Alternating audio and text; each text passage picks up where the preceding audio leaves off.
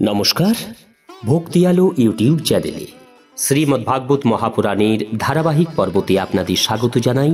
আজকের পর্ব ধ্রুব বংশের বর্ণনা, রাজা অঙ্গের চরিত্র। চ্যানেলে যারা নতুন তাদের অনুরোধ জানাবো চ্যানেলটি সাবস্ক্রাইব করে শ্রীমদ্ভাগবত মহাপুরাণের ধারাবাহিক পর্বগুলি শ্রবণ করুন। আসুন আজকের পর্ব শুরু করি। ধ্রুব বংশের বর্ণনা, রাজা অঙ্গের চরিত্র। সুত বললেন, মহামুনি সৌনক কুশারবী পুত্র মৈত্রেয় মুনির মুখে ধ্রুবের ভগবত পদ লাভের বৃত্তান্ত শুনে বিদুরের হৃদয়ে ভগবান বিষ্ণুর প্রতি প্রবল ভক্তিভাবের উদ্রেক হল এবং তিনি পুনরায় তাকে জিজ্ঞাসা করতে আরম্ভ করলেন। বিদুর জিজ্ঞাসা করলেন, হে ভগবত পরায়ণ মুনিবর, যে প্রচেতাদের যজ্ঞে দেবর্ষি নারদকৃত গানের উল্লেখ আপনি করলেন, সেই প্রচেতারা কে? তারা কার পুত্র ছিলেন? কার বংশে জন্মগ্রহণ করে তারা খ্যাতি লাভ করেছিলেন? তারা কোথায় বা যজ্ঞ করেছিলেন? শ্রী ভগবানের সর্বদা দর্শন লাভে কৃতার্থ অথবা দেবতাদের মতো রূপযুক্ত দেবর্ষি নারদ পরম ভাগবত রূপে বিশেষ শ্রদ্ধার পাত্র বলে আমি মনে করি। তিনি পঞ্চরাত্র নামক শাস্ত্র রচনা করে শ্রীহরির পূজা পদ্ধতি রূপ ক্রিয়াযোগ উপদেশ করেছেন।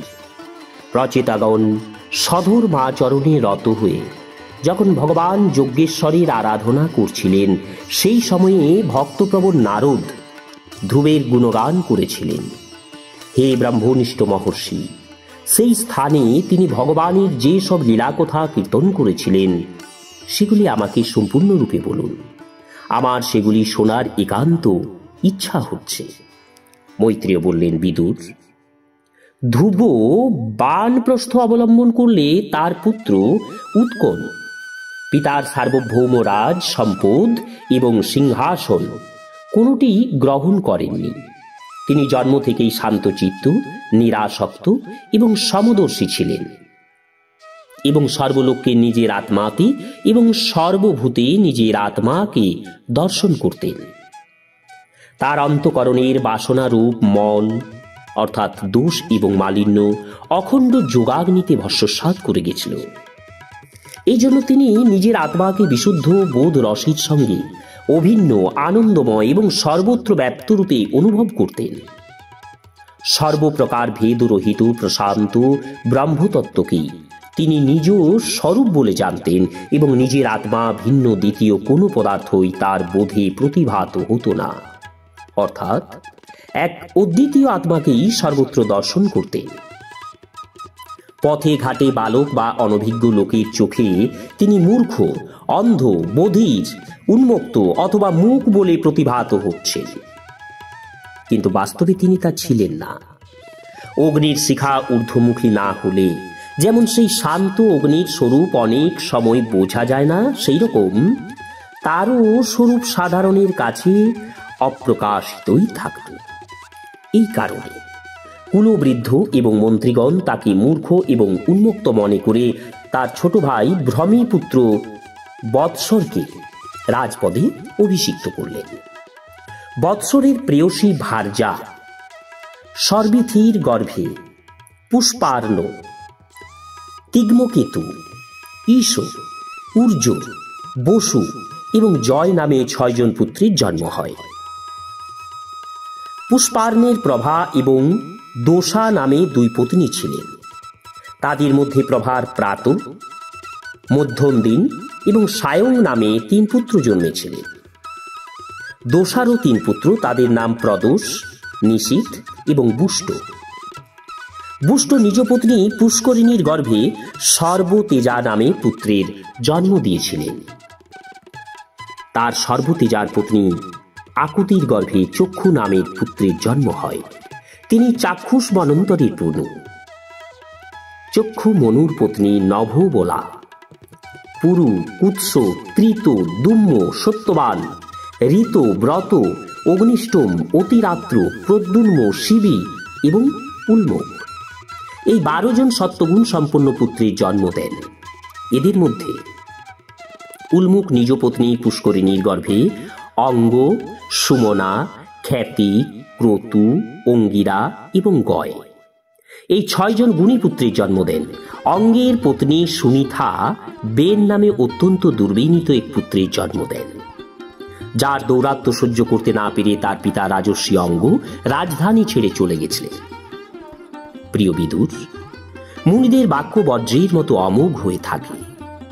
তারা কুপিত হয়ে বেনকে অভিশাপ দেন এবং তার ফলে তার মৃত্যু হলে অরাজক পৃথিবীতে প্রজাবৃন্দ দস্যুদের দ্বারা অত্যন্ত অত্যাচারিত হতে থাকে। তা দেখে সেই মুনিগণ মৃত বেনের দক্ষিণ বাহু মন্থন করতে থাকেন এবং তার ফলে ভগবান বিষ্ণুর অংশবতার আদি সম্রাট মহারাজ পৃথু উৎপন্ন হয়। বিদুর জিজ্ঞাসা করলেন, হে মুনিবর, মহারাজ অঙ্গ তো অত্যন্ত শীল সম্পন্ন, সাধু স্বভাব, ব্রাহ্মণ ভক্ত এবং মহাত্মা ছিলেন। তার কি করে বেনের মতো দুষ্টপুত্র জন্মালো, যার জন্য তিনি দুঃখিত চিত্তে নগর ছেড়ে চলে যেতে বাধ্য হলেন? রাজদণ্ডধারী বেনেরই বা কোন অপরাধে ধর্মতত্ত্বজ্ঞ মুনিগণ তার উপরে অভিশাপ রূপ ব্রহ্মদণ্ড প্রয়োগ করেছিলেন?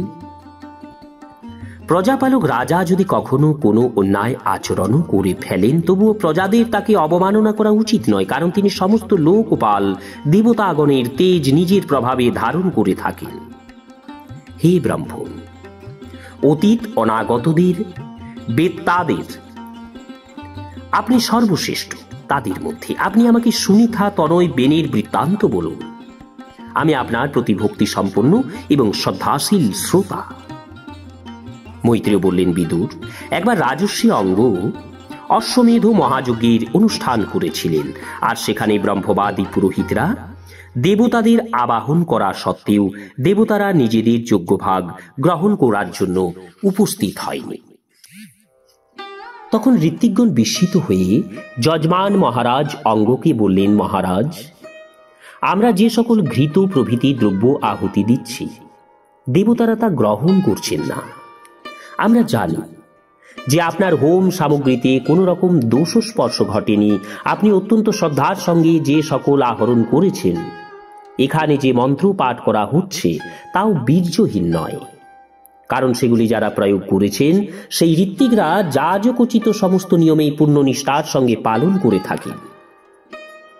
আমরা মনে করি না যে এই যজ্ঞে দেবতাদের বিন্দুমাত্র অসম্মান বা অবহেলা ঘটেছে, যার জন্য কর্মসাক্ষী দেবতারা নিজেদের ভাগ গ্রহণ করবেন না। মৈত্রেয় বললেন, ঋত্বিকগণের কথা শুনে যজমান অঙ্গ অত্যন্ত দুঃখিত এবং উদ্বিগ্ন হলেন। তিনি তখন যাজকগণের অনুমতি নিয়ে মৌন ত্যাগ করে সদস্যগণের জিজ্ঞাসা করলেন, হে সদস্যবৃন্দ, এই যজ্ঞে যথাবিধি আবাহন করা সত্ত্বেও দেবতাগণ আগমন করছেন না বা সোমপাত্র গ্রহণ করছেন না। আপনারা বলুন, আমি কি অপরাধ করেছি যার জন্য এরূপ ঘটতে পারে? সদস্যগণ বললেন, হে মহারাজ, এই জন্মে আপনার সামান্যতম অপরাধও ঘটেনি, কিন্তু পূর্ব জন্মের এক অপরাধ অবশ্যই আছে, যার জন্য আপনি এরূপ সর্বগুণ সম্পন্ন হয়েও এখনো পর্যন্ত নিঃসন্তান রয়েছেন। আপনার মঙ্গল হোক।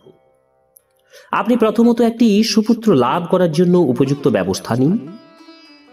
আপনি যদি পুত্র কামনায় যজ্ঞ করেন, তাহলে যজ্ঞেশ্বর আপনাকে অবশ্যই পুত্র প্রদান করবেন। সন্তান কামনায় সাক্ষাৎ যোগ্য পুরুষ শ্রীহরিকে আবাহন করা হলে দেবতারা নিজেরাই এসে নিজ নিজ যজ্ঞভাগ গ্রহণ করবেন। ভক্ত যে যে বস্ত্র কামনা করেন, শ্রীহরি তাকে সেই বস্তুই প্রদান করেন। তাকে যেমন ভাবে আরাধনা করা যায়, উপাসকের ঠিক সেই রকমই ফল লাভ হয়ে থাকে। এইভাবে রাজা অঙ্গের যাতে পুত্র লাভ হয়, সেই উদ্দেশ্যে ঋত্বিকগণ শিপিবিষ্ট বিষ্ণু পশুগণের মধ্যে যজ্ঞরূপে প্রবিষ্ট বিষ্ণু দেবতাকে পুররাস নামক চরু দ্বারা যজন করলেন। যজ্ঞাগ্নিতে আহুতি দেওয়া মাত্রই সেই অগ্নিকুণ্ড থেকে স্বর্ণমালাধারী শুভ্র বস্ত্র পরিহিত এক পুরুষ উত্থিত হলেন। তার হাতে ছিল পক্ষ পায়সান্ন সমন্বিত একটি স্বর্ণপাত্র। উদার বুদ্ধি সম্পন্ন মহারাজ অঙ্গ যাজক ব্রাহ্মণদের অনুমতি নিয়ে নিজের অঞ্জলিতে সেই পায়সান্ন গ্রহণ করলেন এবং নিজে তা আঘ্রাণ করে মহানন্দে নিজ পত্নীর হাতে প্রদান করলেন। পুত্রদানের সমর্থ সেই পায়সান্ন ভক্ষণ করে সন্তানহীনা রাজ্ঞী সুনিথা মহারাজ অঙ্গের পুত্রকে গর্ভে ধারণ করলেন এবং যথাকালে সেই পুত্রের জন্ম দিলেন। সেই পুত্র কিন্তু বালক বয়স থেকেই অধর্মের বংশে জাত, নিজের মাতামহ মৃত্যুর অনুগামী হল। সুনিথা মৃত্যুর কন্যা ছিলেন, ফলে সে অত্যন্ত অধার্মিক হয়ে উঠল। সেই দুর্বৃত্ত বালক উদ্ধত ধনুর্বাণ হস্তে ব্যাধের মতো বনে গিয়ে নিরীহ মৃগদের হত্যা করত। তাকে দেখলেই লোকে ওই বেন আসছে, ওই বেন আসছে বলে সন্ত্রস্ত হয়ে উঠত। সে এমন ক্রূর প্রকৃতি এবং নির্দয় ছিল যে খেলার মাঠে ক্রীড়ারত নিজের সমবয়সী বালকদের উপরও পশুর মতো বলপ্রয়োগ করত এবং হত্যা করত। পুত্রের এইরকম খল স্বভাব দেখে মহারাজ অঙ্গ বহু প্রকারে তাকে শাসন এবং সংশোধন করার চেষ্টা করলেন, কিন্তু তাকে সৎ পথে আনতে সক্ষম হলেন না। তখন তিনি অত্যন্ত দুঃখিত এবং হতাশ হয়ে পড়লেন। তিনি নিজের মনেই ভাবতে লাগলেন যে সকল গৃহস্থ নিঃসন্তান তারা অবশ্যই পূর্বজন্মে বিশেষভাবে দেবতার আরাধনা করে থাকবে, আর সেই কারণেই তাদের কুপুত্রের কদাচারজনিত দুঃসহ দুঃখ সহ্য করতে হয় না, যার আচরণের ফলে মাতা পিতার সমস্ত সুখ সম্মান ধুলিতে মিশিয়ে যায়। তাদের গুরুতর অধর্মের ভাগী হতে হয়, সকলের সঙ্গে বিরোধ সৃষ্টি হয়, অনন্ত প্রকারের মানসিক ক্লেশ সহ্য করতে হয় এবং গৃহও দুঃখদায়ক হয়ে ওঠে। সেই নামমাত্র পুত্রীর জন্য কোনো বুদ্ধিমান পুরুষ আগ্রহ বা কামনা পোষণ করবে না। সে তো প্রকৃতপক্ষে আত্মার এক মোহময় বন্ধন মাত্র। আবার অন্য দিক থেকে দেখলে সুপুত্র অপেক্ষা কুপুত্রকেই বরং কাম্য মনে করতে পারি, কারণ সুপুত্রকে ছেড়ে ঈশ্বর সাধনাদের নিমিত্ত গৃহত্যাগ বা বানপ্রস্থ অবলম্বনের সময়ে যেতে গভীর শোক হয়, কিন্তু কুপুত্র গৃহকে ক্লেশপূর্ণ নরকে পরিণত করে। সুতরাং মানুষ সহজেই তার থেকে মুক্তির পথে চলে যেতে পারে।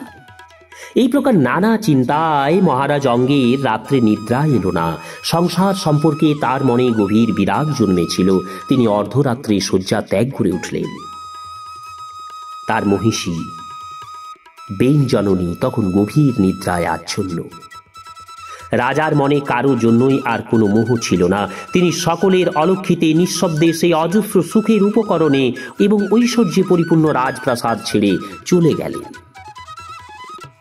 মহারাজ সংসারের প্রতি বিরাগগ্রস্ত হয়ে গৃহত্যাগ করেছেন জেনে তার প্রজাবৃন্দ, পুরোহিত, মন্ত্রী, সুহৃদগণ সকলেই অত্যন্ত শোকাকুল হয়ে সারা পৃথিবীতে তার অন্বেষণ করতে লাগলেন।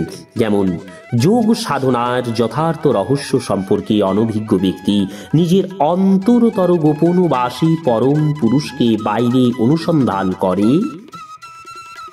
বিদুর বহু অন্বেষণ করেও তারা রাজার কোনো সন্ধান সূত্র আবিষ্কার করতে না পেরে হতোদ্যম হয়ে রাজধানীতে ফিরে এসে সেখানে সমবেত ঋষিবৃন্দকে প্রণাম করে শাশ্রু নয়নে নিজেদের প্রভুর এই অমঙ্গল সূচক নিরুদ্দেশ সংবাদ নিবেদন করলেন। ওম শ্রী হরি। নমস্কার, আজকের পর্ব এখানেই শেষ করছি। আগামী পর্ব রাজা বেনের বৃত্তান্ত। চ্যানেলে যারা নতুন তাদের অনুরোধ জানাবো চ্যানেলটি সাবস্ক্রাইব করে শ্রীমদ্ ভাগবত মহাপুরাণের ধারাবাহিক পর্বগুলি শ্রবণ করুন। রাধে রাধে।